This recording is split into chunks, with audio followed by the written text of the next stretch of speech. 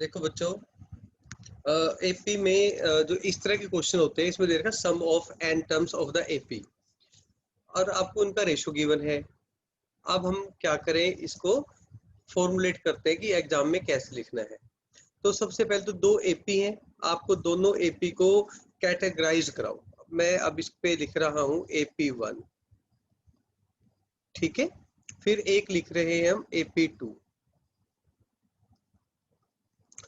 इसकी आप first term की बात करो। अगर हम बात करते हैं फर्स्ट टर्म, एक होता है कॉमन डिफरेंस, एक होगा आपका सम टू एन टर्म्स।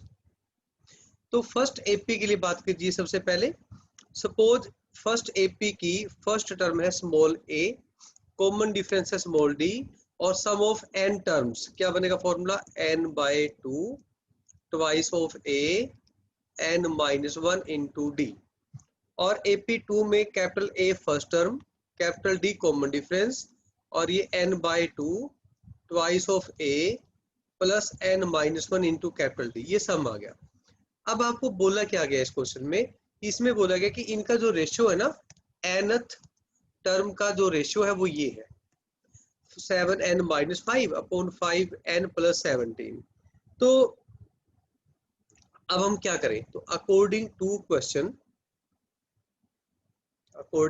क्वेश्चन इसमें बच्चों ratio of the n terms, मतलब ये जो सम दे रखा आपको n/2 twice of a plus n-1 into small d upon n/2 twice of a plus n-1 into capital d is equal to 7n-5 upon 5n plus में 17। अब इससे ये देखिए n/2 से तो n/2 कैंसिल हो गया।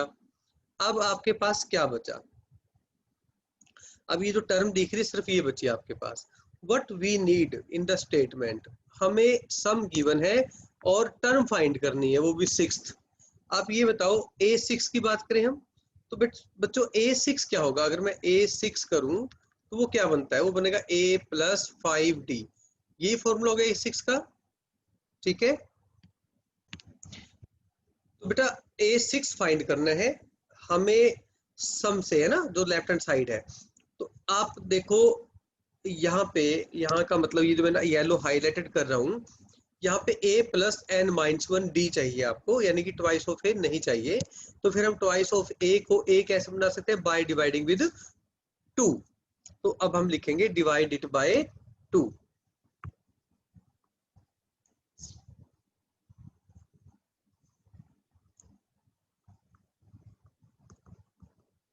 Divide by 2, numerator and denominator. तो ये बनेगा आपके पास twice of a plus n-1 into common difference upon में 2 और अपॉन में 2, और यहाँ पे बनेगा आपका twice of capital A upon में 2 plus n-1 upon 2 into capital D.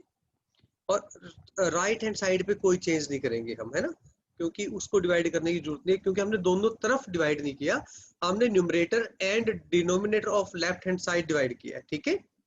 तो बच्चों अब ये जो अगर हम इसकी बात करते हैं तो क्या बना, क्या हमारे पास, तो ये बना a plus n-1/2 into small d upon capital A plus n-1/2 into capital D is equal to 7n minus में 5 और 5n प्लस में 17। तो अब ये देखो, ये जो आपके पास टर्म बनी है लेफ्ट हैंड साइड में, ये आपको सिक्स्थ टर्म का रेशियो देगी if yellow highlighted power is equal to, yellow highlighted term is equal to 5। तो अब आपको इसको 5 के इक्वल करना है तो ही कुछ बात बनेगी। तो हम बच्चों ये लिखेंगे the above ratio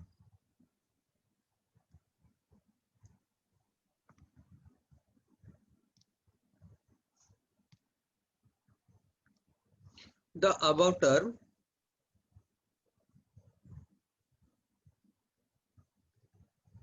give us ratio of sixth term if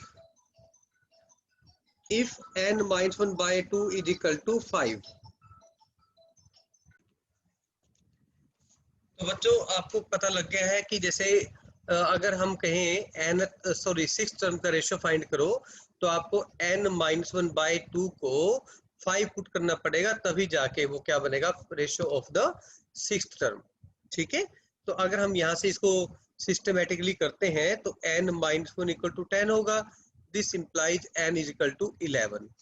तो बच्चों अब ये जो वैल्यू है ना n इज इक्वल टू 11, ये आप ये जो मैं अभी देखो टर्म को पिंक कलर से बाउंड्री कर रहा हूँ यहाँ पे, है ना, इसमें पुट करना आपने बोथ साइड।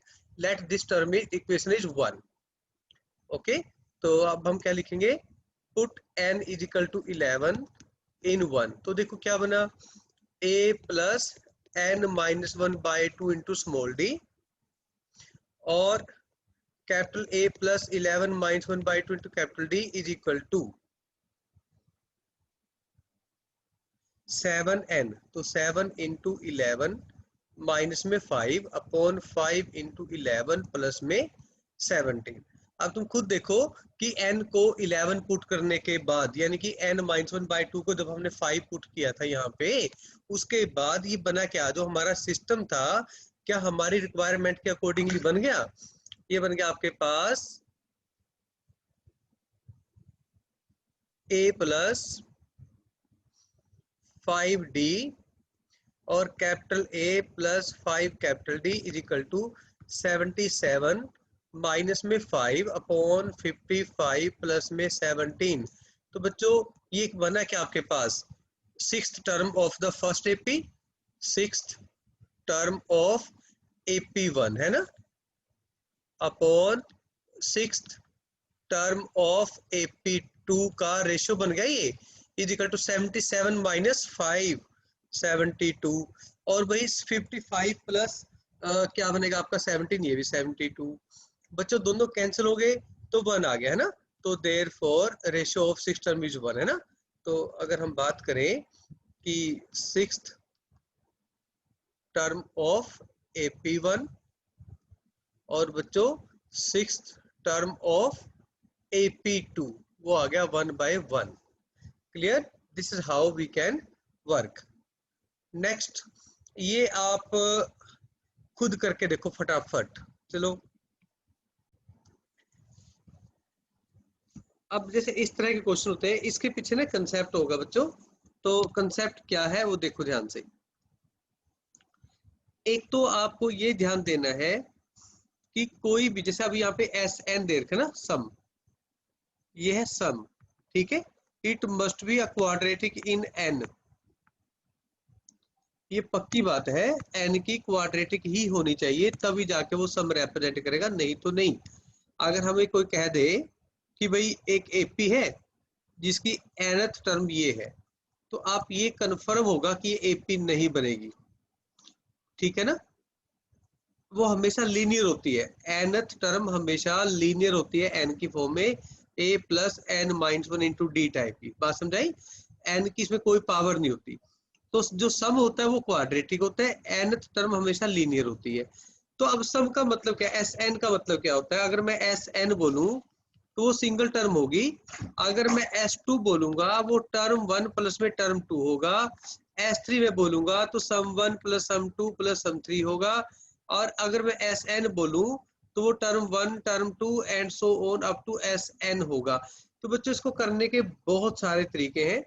अब आपको बोल दिया कि आप इसमें से क्या फाइंड करो, AP and earth term. Earth term मतलब जनरल टर्म निकाल दो कोई भी।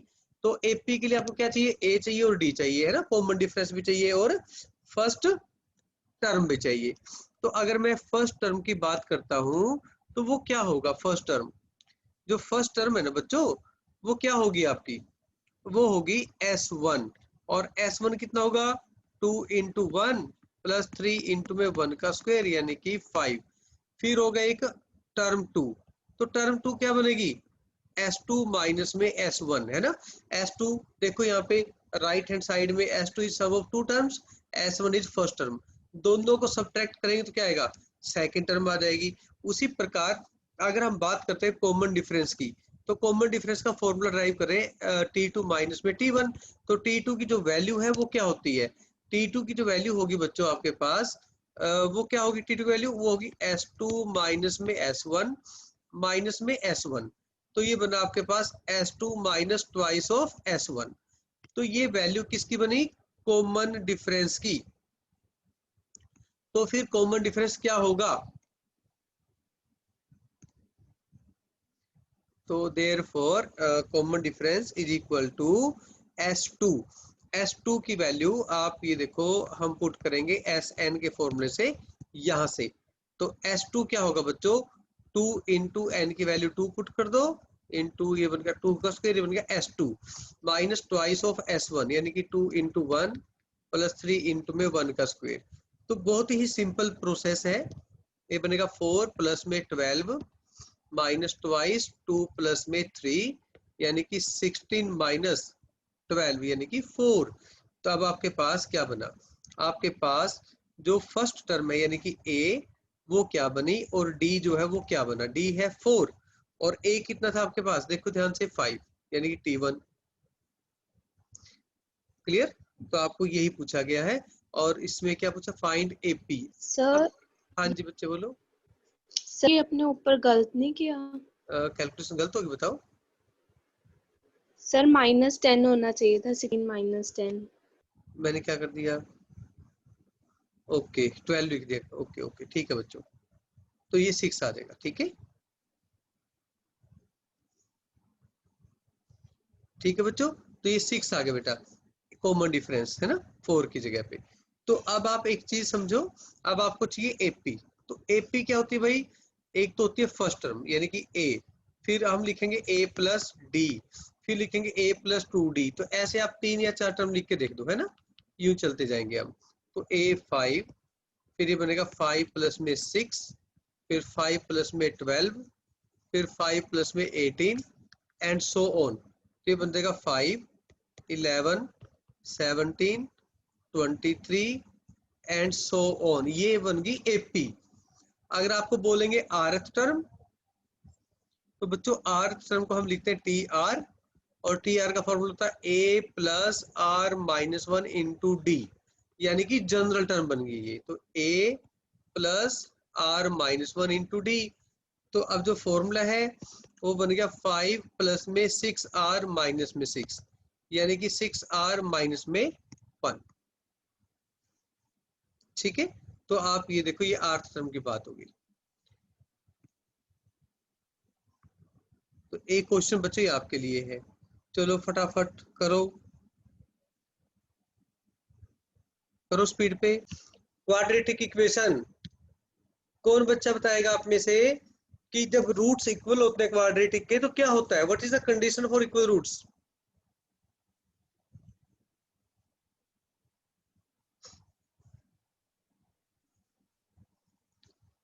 भाई अगर क्वाड्रेटिक इक्वेशन आपके पास ए एक्स स्क्वेयर प्लस में बी एक्स प्लस में सी इक्वल टू 0 हो, तो क्या होता है, फॉर रियल रूट्स क्या कंडीशन होती है बच्चों, डिस्क्रिमिनेंट इज इक्वल टू 0, और डिस्क्रिमिनेंट होता है b square minus 4ac is equal to 0। तो for this question b square यानी कि सी माइनस ए का whole square minus 4 into a c, ये 0 है। अब इसको आप सिंप्लीफाई करो, इसको सिंप्लीफाई करके आपका ये प्रूव करना है ना a b c are in A P, तो ये प्रूव करना पड़ेगा twice of b is equal to a plus c. तो करो ब्रैकेट ओपन करो, ये बन जाएगा आपका a square plus b square minus में 2ac माइनस 4। आपके पास बनेगा बच्चों बी ए माइनस में बी स्क्वेयर माइनस में ए सी प्लस में b c is equal to 0। ठीक है, करो सिंप्लीफाई। सी स्क्वेयर प्लस ए स्क्वेयर माइनस में 2ac माइनस में 4ab प्लस में 4b स्क्वेयर प्लस में 4ac माइनस 4bc। अब ये सिंप्लीफाई बनाओ, करो देखो क्या बनता है। अब ये 2ac और ये 4ac, ये सी स्क्वेयर प्लस ए स्क्वेयर, ये बन गया बच्चों 2ac। और आपके पास जो बचा क्या बचा आपके पास, minus 4ab plus 4b square minus 4bc is equal to 0। ये बन जाएगा आपका c प्लस a का होल स्क्वेयर, माइनस में 4b कॉमन ले लिया आपने, तो आपके पास बचा a माइनस में b और प्लस में c is equal to 0। Okay, इसको बच्चों थोड़ा सा चेंज कर लेते हैं, इस तरीके से कॉमन लेंगे तो कुछ बन नहीं रहा है, थोड़ा सा तरीके से, क्योंकि हमें बी स्क्वायर तो अलग चाहिए, इसलिए 4b स्क्वायर को तो अलग ही कर देते हैं हम। ये जो वैल्यू बनी ये बनेगी c प्लस a का होल स्क्वायर, और यहाँ से कॉमन ले लो माइनस में 4b, आपके पास बचा a प्लस c और इजिकल टू आया माइनस में 4b स्क्वायर। ठीक है, अब आप ब्रैकेट खोलो, ये बनेगा आपका c प्लस a, अगर हम कॉमन ले लें तो आपके पास बचेगा c plus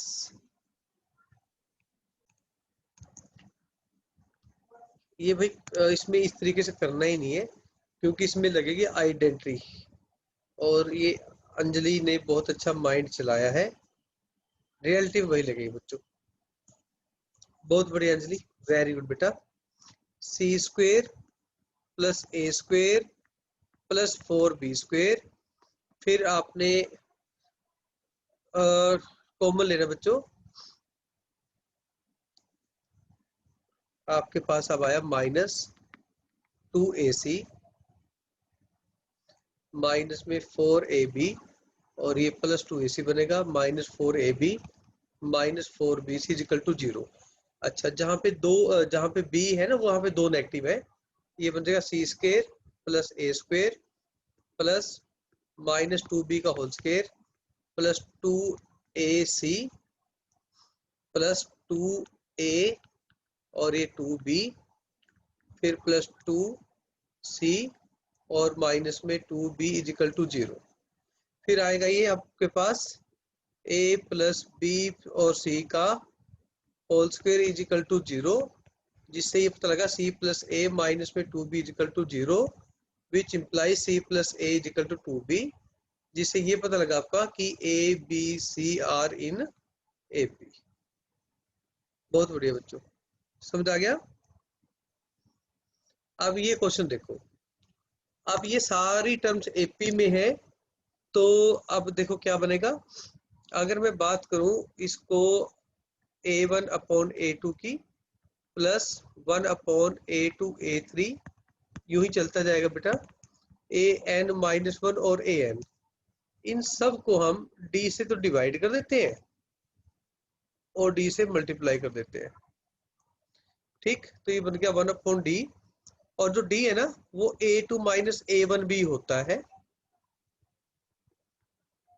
A3 minus A2 upon A2 A3, और ये बनेगा AN minus AN minus 1 upon AN minus 1 और ये AN। ठीक है,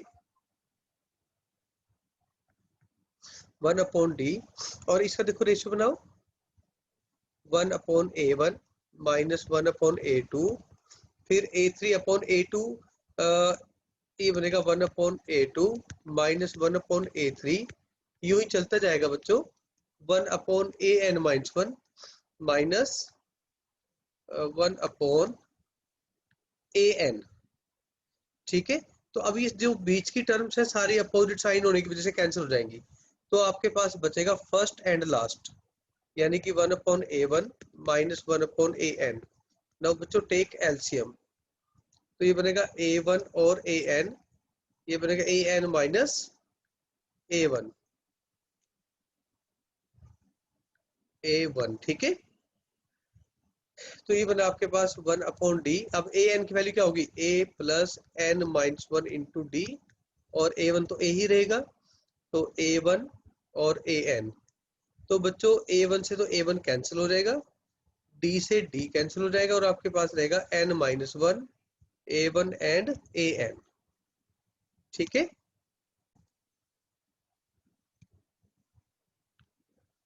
ये खुद करो, S1 की value sum of n terms, यानी कि n by 2 twice of a n minus one into d, और S2 sum of two n terms यानी 2n/2 twice of a 2n minus one into d, फिर S3 3n/2 twice of a 3n minus one into d. और बच्चों ये करो आप, है ना, राइट हैंड साइड में वैल्यू पुट करो तो वो लेफ्ट हैंड साइड के इक्वल आना चाहिए। ठीक है, करो शाबाश, फटाफट करो।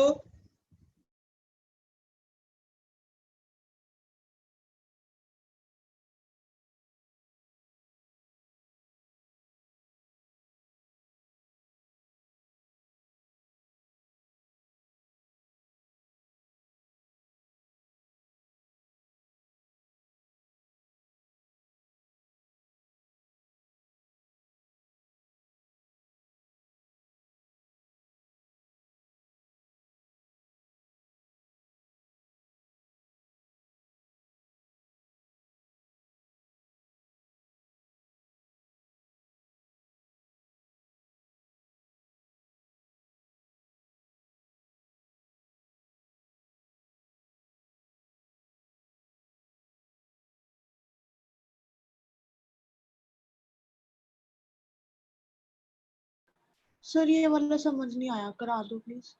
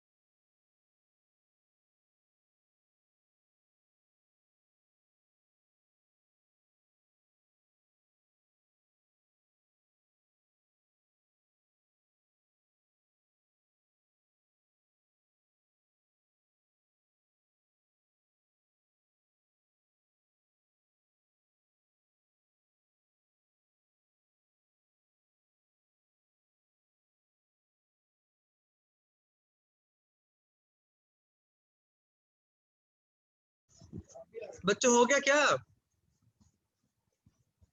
हेलो बच्चों, बेटा हो गया क्या क्वेश्चन? सर हो नहीं रहा है। आपने वैल्यू पुट की बेटा, S2 माइनस S1 किया सर हो आपने? गया। आपने इसकी वैल्यू पुट करनी बेटा, S2 माइनस S1 की, फिर इसको 3 से मल्टीप्लाई करना है, वो S3 के इक्वल आना चाहिए। Isha, yes sir. सर मैंने ऐसा किया ना, S2 को पहले S1 से माइनस कर दिया, उसके बाद में 3 से मल्टीप्लाई। हाँ तो ऐसे ही करना है, तो सिंपलीफाई करते हैं S3, अब S3 बन जाएगा वो। हाँ जी सर। फिर दिक्कत आई? यस सर, सॉल्व नहीं हो रहा था। अच्छा ठीक है, आपने S2 का ऐसे करना है, n/2 को बाहर रखो और इस 2 को अंदर लेके जाओ, ये बन जाएगा 4a plus 4n minus 2 into D. ठीक है, अब बेटा इसको और इसको माइनस करो, तो उसमें देखो S2 माइनस में S1, तो n/2 आ गया कॉमन, ईशा समझ गई कैसे करना है? तो 4a यस तुमने बहुत ज्यादा लेंथ ही नहीं किया करो बेटा, be smart. Minus twice of a plus n minus 1 into में d,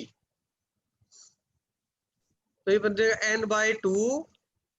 4a माइनस 2a, ये बन जाएगा 2a, फिर ब्रैकेट खोल दो भाई, 4nd minus 2d minus nd plus में d।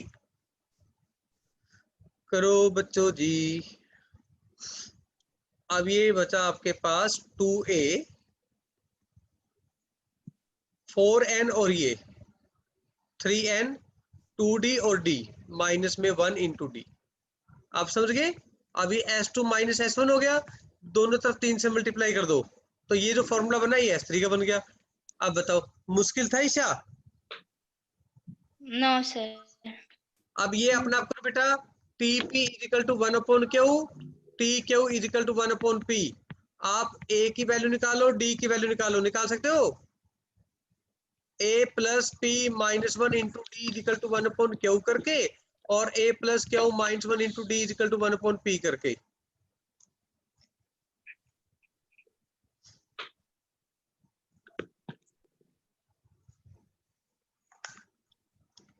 ठीक है बच्चा, हो जाएगा क्या? सबट्रैक्ट करो इसको, ये बन जाएगा P minus q into d is equal to 1 upon q minus 1 upon P। तो बच्चों एलसीएम लो, ये कैंसिल हो गया, तो D की वैल्यू होगी 1 अपॉन P क्यू। तो D की वैल्यू आप यहाँ पुट कर दो, A की वैल्यू भी 1 अपॉन P क्यू आएगी। फिर क्या पूछा इसने? एस पी क्यू की value P q by 2 twice of A plus n minus में 1 इंटू डी। बस कर दो सिंप्लीफाई। Can you? सर एक बार क्वेश्चन दिखा दो। ये लो बच्चों, ये 10वीं क्लास में किए होंगे सारे आपने ऐसे ना। चलो मैं तुम्हारी क्लास अब छोड़ रहा हूँ यहीं पे, और आप एक बार चैप्टर रिवाइज करके मिलना, फिर हम एक आगे क्वेश्चन करेंगे, ठीक है? बढ़िया वाले।